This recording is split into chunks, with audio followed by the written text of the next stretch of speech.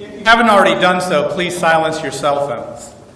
And please join me in welcoming the veterans of the Fort Osage community.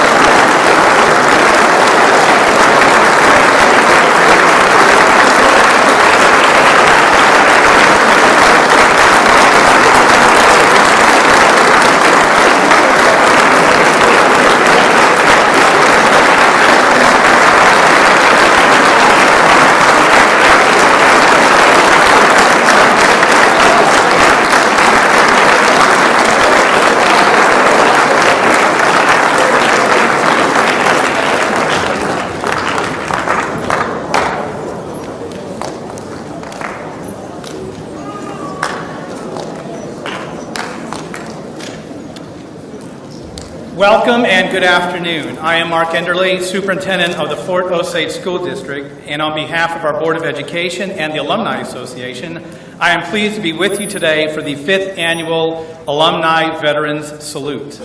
Today, we will take the time to honor our heroes, those who were called upon to give all a person can, and in doing so, we will remember their devotion to ensure our freedoms. I would like to take a moment to welcome our alumni and their families, our Fort Osage community members, members of our Board of Education, and the Board of the Fort Osage Alumni Association.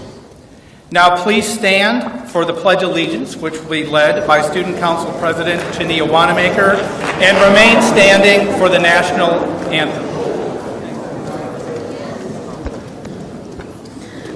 I pledge allegiance to the flag of the United States of America and to the republic for which it stands, one nation, under God, indivisible, with liberty and justice for all.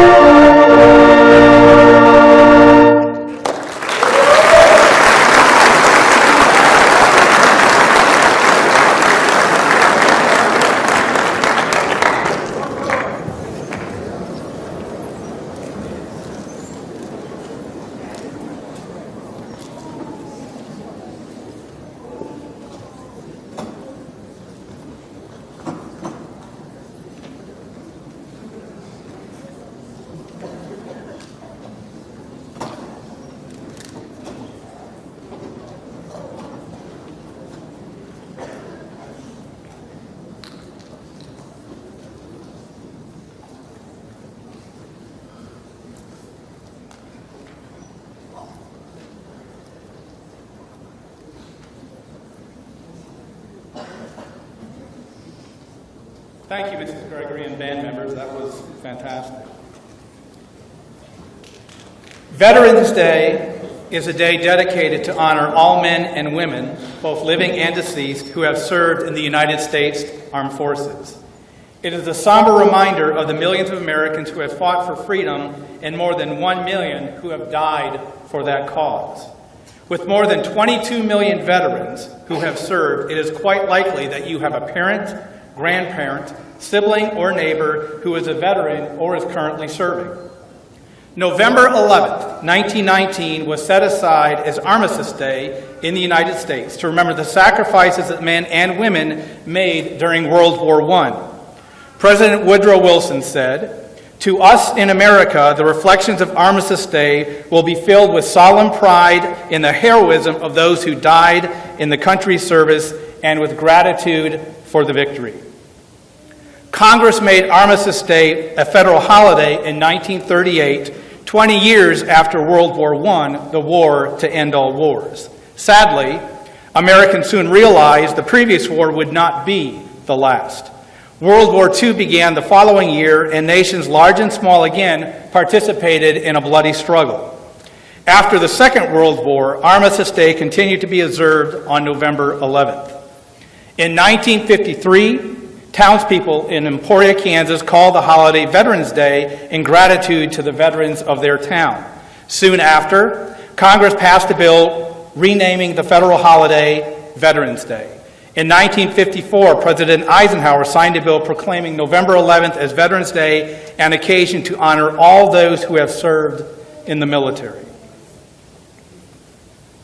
And our guest speaker is one such person. It is my pleasure to introduce our guest speaker, Mr. Perry Pichetti. Mr. Pichetti is a graduate of the United States Naval Academy with a master's degree from Johns Hopkins University. Mr. Pichetti was commissioned in the United States Marine Corps and served in leadership roles around the world as an AH-1 attack helicopter pilot, weapons, and tactics instructor. Today, Mr. Pichetti is the president and CEO of the 111 Corporation in Kansas City. Please join me in welcoming Mr. Perry Pichetti.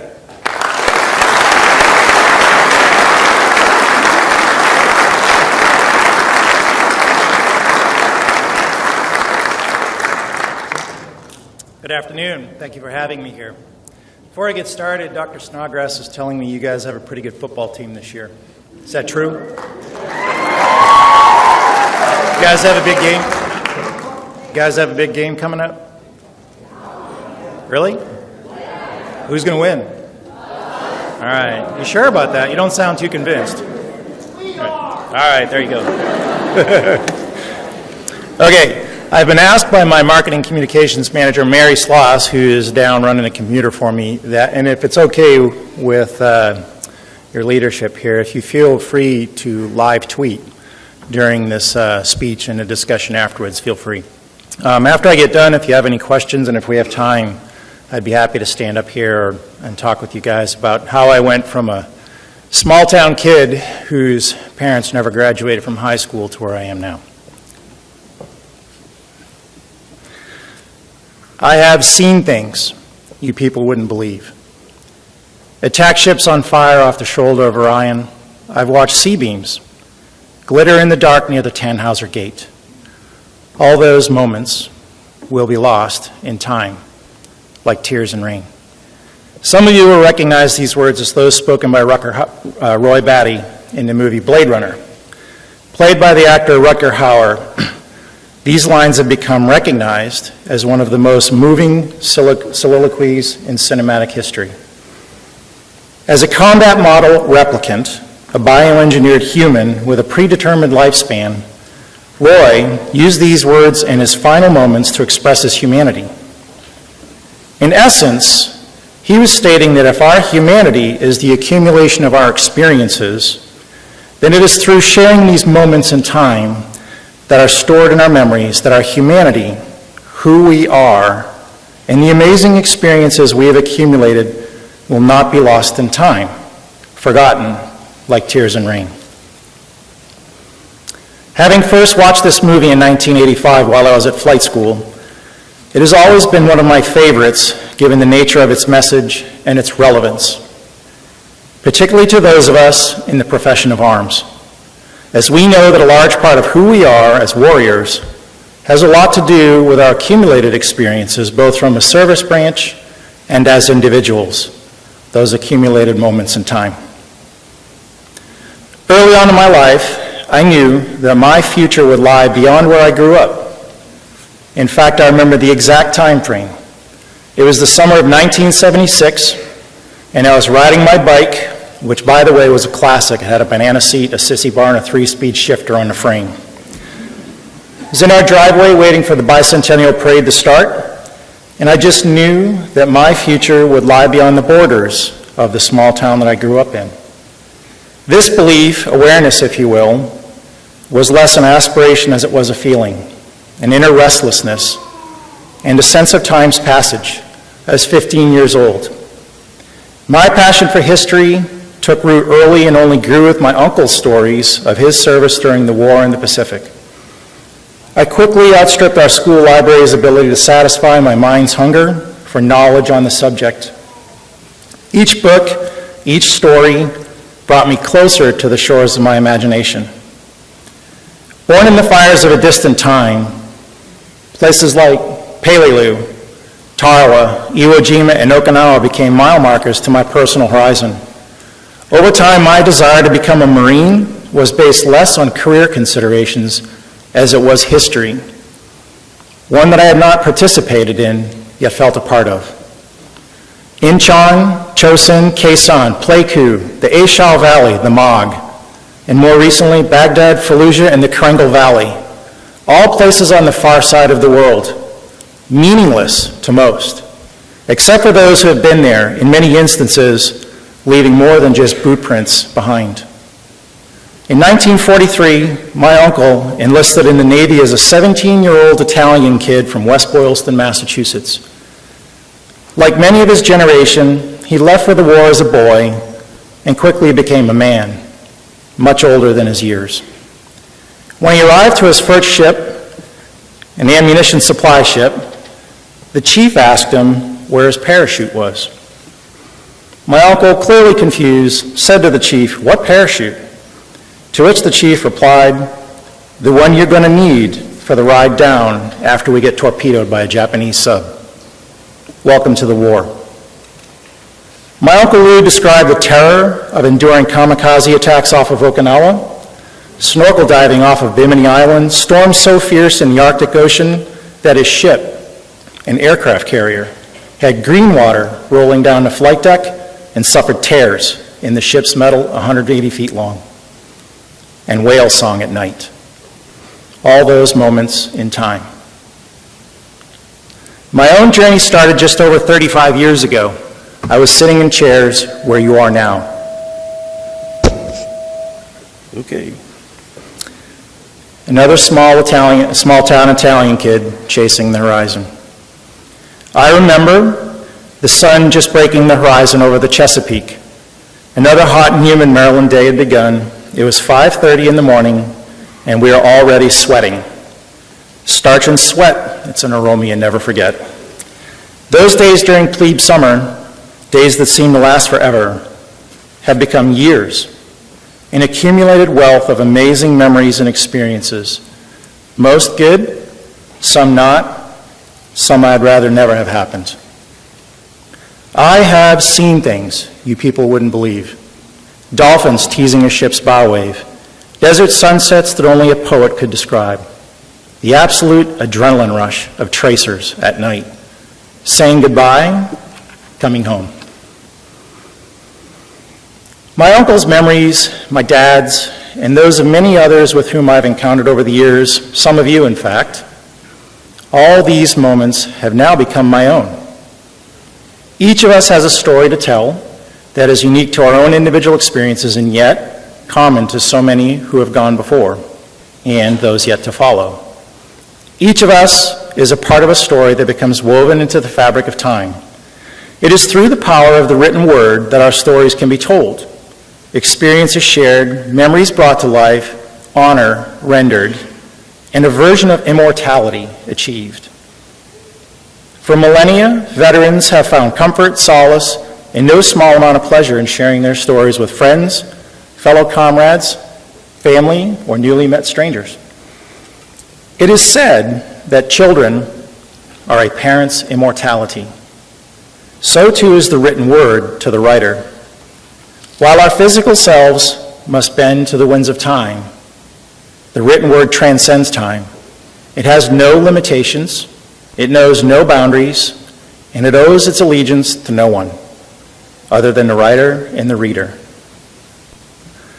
As Joseph Conrad said, "My task, which I am trying to achieve by the power of the written word, to make you hear, to make you feel, it is before all to make you see what I have seen." Over the years, I have found that I enjoy writing about my experiences, sometimes more than talking about them, as I find writing to be more expressive, focused, and effective than verbally trying to share something that sometimes the words just don't come. Maybe one day I can make money at it, I don't know. Describing what I have seen and experienced, both good and bad, can be challenging, and it requires time in order to do it justice. To give that moment its chance at immortality. To pay honor to the person or the subject of the story. To allow the words to reflect the soul. To find an inner peace. It takes time. Some would say that our eyes are the windows to our soul, the place where our true identities live. And I agree. I would add to that by saying this: while our eyes are the windows to our souls, the written word is its voice. While there are a number of examples of this that I could share, Tecumseh's Live Your Life, Rudyard Kipling's Be a Man, or W.B. Yeats' An Irish Airman Foresees His Death. One of my all-time favorites is Lawrence Bignon's The Ode of Remembrance, taken from his poem For the Fallen. Written in 1914 during the soul-searing experience of World War I trench warfare, I have always found his words to be both inspirational and comforting. They shall not grow old, as we that are left grow old. Age shall not weary them, nor the years condemn. At the going down of the sun and in the morning, we will remember them. I will remember Boatswain's Mate Senior Chief Louis Sardona, my uncle who served our country for more than 30 years in 3 wars. He was the epitome of an old salt. Lieutenant Colonel Dave Green, Major Bruce Bolton, Captain Mark Ruhlman, First Lieutenant Tom Riggs, Sergeant Good, and too many others who gave the last full measure to a country they loved while doing what they loved. Leading a flight of 4 snakes off the boat feet dry, returning home after 6 months at the pointy tip of the spear, and coming home to my wife and 2-year-old daughter after 5 months on Okinawa, with 1 week at home before leaving for another 2 months in the desert. I'll remember that to continue telling their story is to keep them alive in our hearts and minds and to honor them. Our veterans are coming home. Home. The simplicity of that word vastly understates its significance. For most people, coming home is what you do at the end of a day. While important and something to look forward to, it's almost a given. As veterans, we can tell you that coming home takes on an almost ethereal meaning. On the far side of the globe, home is much more than just a location or a place to go at the end of the day. It becomes like gravity itself, creating a pull that becomes irresistible the closer you get. For many, while they have physically returned, there is a part that takes longer to fully come home, a part that needs time and patience and compassion and no small amount of love before it is completely home. All those moments in time. On June 28, 1919, the Treaty of Versailles was signed in the Palace of Versailles, officially ending World War I, the Great War. In reality, fighting had ceased 7 months earlier when an armistice between the warring nations went into effect on the 11th hour of the 11th day of the 11th month. Originally described as Armistice Day to celebrate the war to end all wars. November 11th became Veterans Day after World War II, specifically a celebration to honor America's veterans for their patriotism, love of country, and willingness to serve and sacrifice for the common good. On this Veterans Day, we celebrate those having served in past wars, such as World War II, Korea, Vietnam, and the Gulf Wars. And now, with our veterans returning home from Iraq and Afghanistan, we celebrate them as well. Every veteran has a story that not only needs to be told, but heard and preserved for eternity. Over the course of my life, I have been blessed to be associated with some amazing people, people who I respect, look up to, and in no small way find myself honored to know. To all the veterans in the audience, thank you. To our Vietnam veterans, I say welcome home. We as a country never really did that properly. And to our veterans still at the pointy tip, Godspeed. And last but not least, to Jerry, thank you for inviting me. I have seen things you people wouldn't believe. Sunrise over the Pillars of Hercules. I've watched artillery fire lighting up the horizon like an approaching storm. The view from Masada, where the Romans finally breached the walls. The beautiful face of my daughter as she sees her daddy for the first time in months. And now that I've shared these things with each of you, these moments in time, you have seen them as well, and they will not be lost like tears in rain.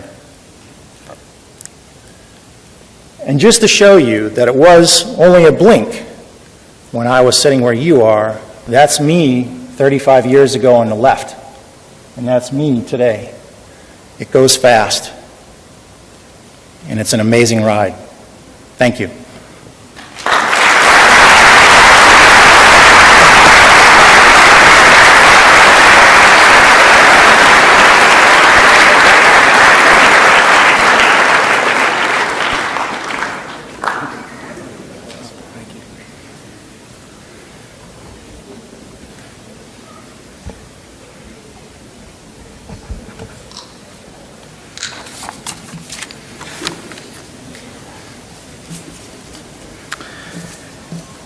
Thank you very much, Mr. Protetti. Not only did you allow your written words to have voice, but they sang to us as well, and we appreciate you being with us very much. Next, we will have a musical tribute. Ms. Ammons.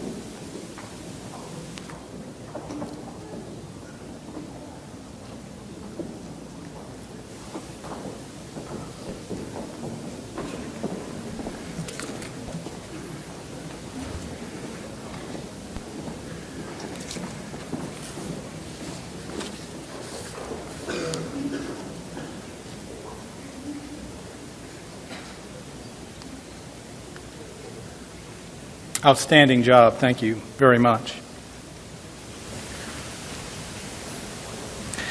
As a nation, we have prospered because we have had citizens willing to stand up and answer the call to serve in hours of need. Our national resolve has been expressed by the millions who have worn an armed services uniform. Today, we honor our veterans, past and present, for their unyielding sacrifice and dedication to our great nation. The same dedication we witness in today's endeavors has preserved America in the toughest of times throughout its history. Whether in peace or at war, the important role of our veterans cannot be denied. They are men and women from all walks of life, some young, some old, some ordinary, some famous, but they share one thing in common: a love for this country. In return for their many sacrifices, these brave individuals ask very little, and thus it falls to us, an indebted nation, to meet their selflessness with thankfulness. We often thank our men and women in service, but their families also make a sacrifice when their husbands, sons, daughters, mothers, fathers, or other family members are serving. I would like to ask those students and faculty in attendance today that have family in the service to please stand and be recognized at this time.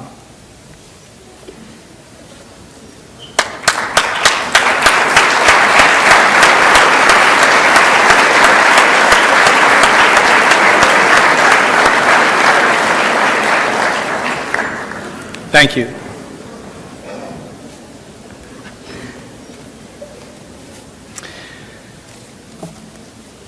It is at this time we would like to recognize those veterans in attendance with us today. We ask that those veterans in attendance please join us on stage.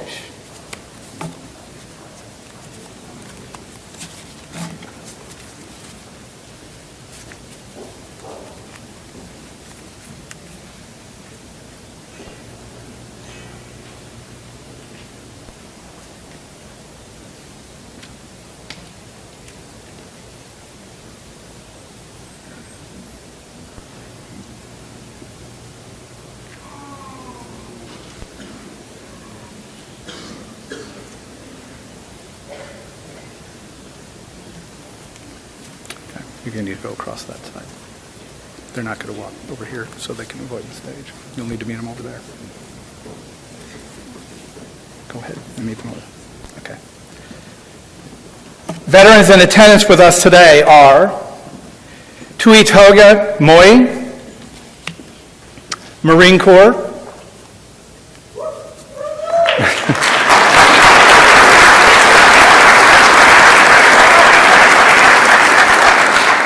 Ronald Balcom, Navy Coast Guard.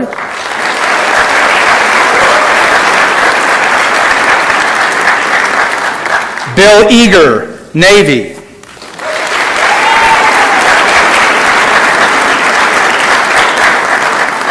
Gerald Knopf, Air Force.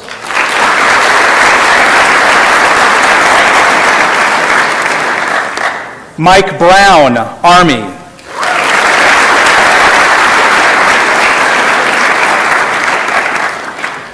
Brent Krause, Navy.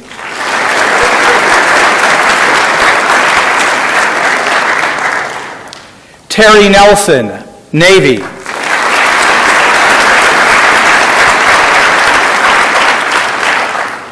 Larry Nelson, Navy.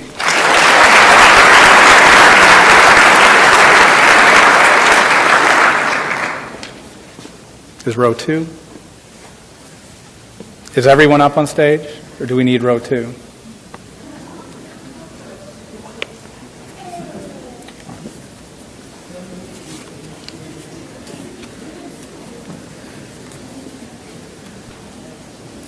We appreciate your patience. We had to change our plans a little bit in light of the stage arrangement here for the fall play, Sound of Music. Normally they would come up on this side and walk across the stage, but it's a very tight squeeze down there.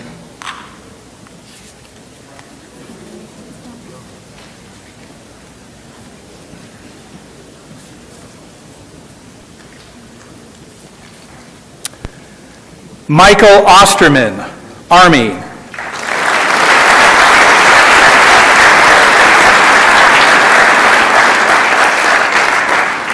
G.B. Whitsett, Air Force.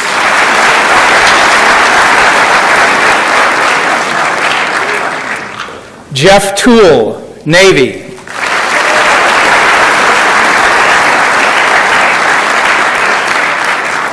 Mike Hunter, Army.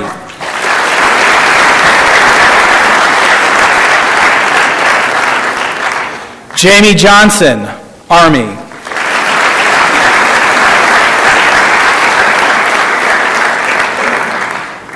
Alwyn Cato, Navy.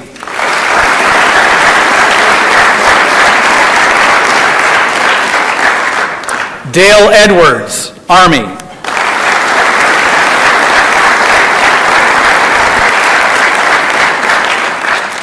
James Calderon, Army.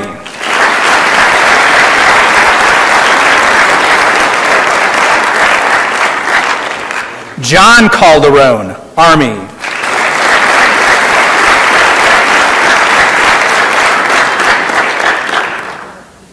Ray Hawks, Army Air Force.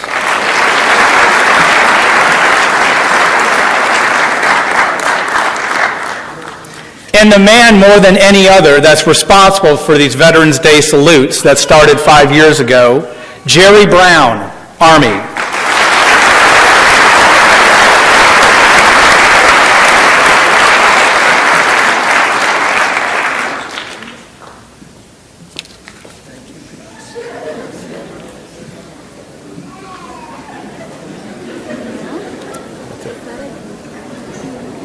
Thank you.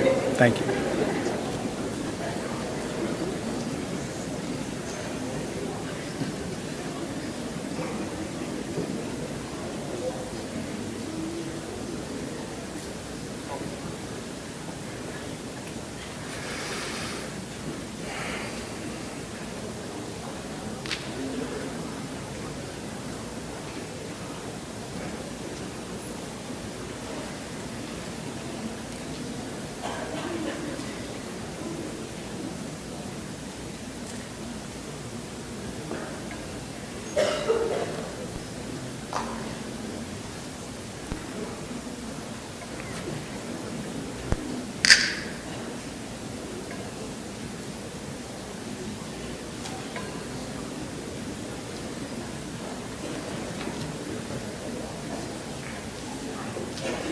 Finally, we would like to offer special recognition to those families who have lost family members killed in action. We would like to recognize our fallen heroes that have family with us today. Please join me in a moment of silence to honor the memory and sacrifice of Tuitoga S. Moy, Raymond Allen, and Joel Balcom. A moment of silence, please.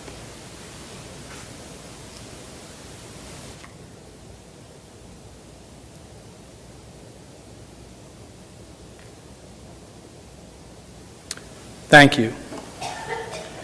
If you would, please join me one more time in honoring the service of our Fort Osage veterans.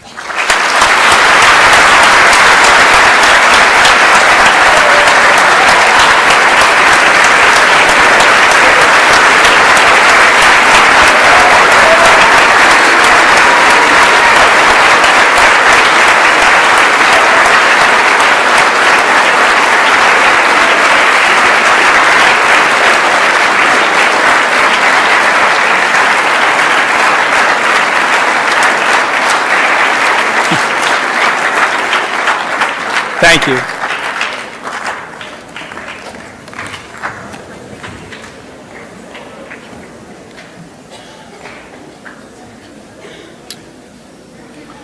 Before I introduce Dr. Snodgrass, who will close our program today, I would like, as superintendent of our school district, to tell you, heart, to all of you who came, our community members, our board members, our faculty, but especially to our students, how proud I am of all of you for the way you conducted yourself today.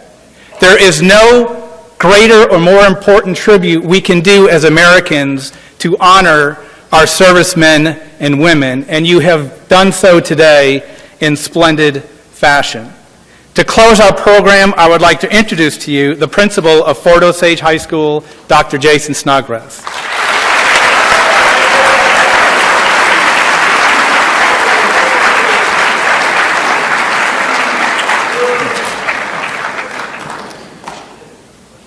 Students, faculty, administration, and honored guests.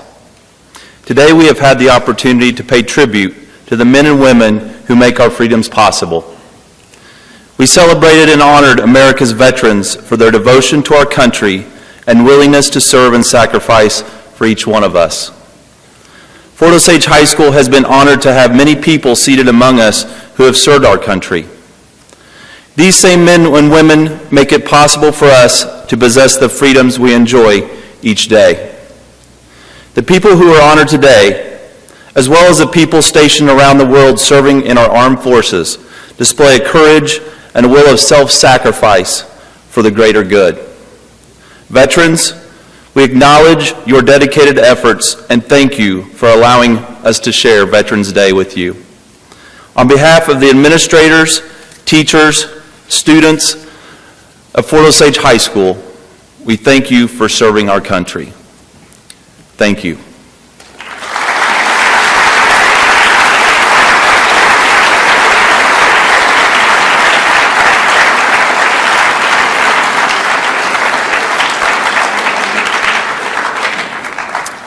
Before we dismiss, I would like to recognize certain people who helped organize, prepare, or participate in today's ceremony. First, I would like to thank Mr. Puchetti, who did an excellent job. We appreciate you being here with us today. Thank you so much.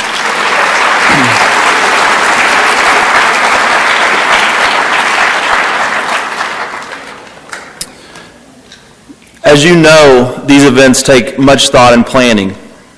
I would like to thank Mrs. Stephanie Smith, Mr. Scott Moore, Mr. Jerry Brown and the Alumni Association, Mrs. Fran Burnett, Mr. Taylor Tholen, student council members, Mrs. Julie Ammons and Touch of Class, Mrs. Erica Gregory and the high school band, Mrs. Patricia Smith and the student photographers, Mr. Ben Merrithew and the student video crew, and Dr. Mark Enderle, who emceed today's ceremony. Thank you so much for everybody.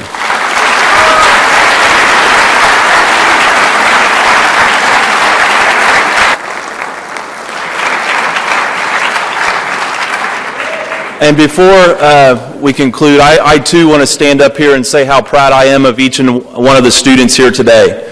I have the opportunity every day to serve as your high school principal. That's something that I take very seriously, and that's something that I am very proud to stand up here and say you did an excellent job today. We have a motto that we do things just a little bit better today, and I do believe, once again today, Fort Osage High School did things just a little bit better. Give yourself a round of applause.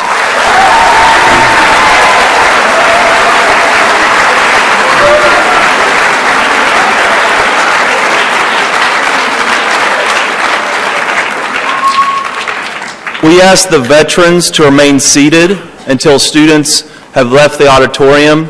Students, I will tell you before you leave, it is still 7th hour.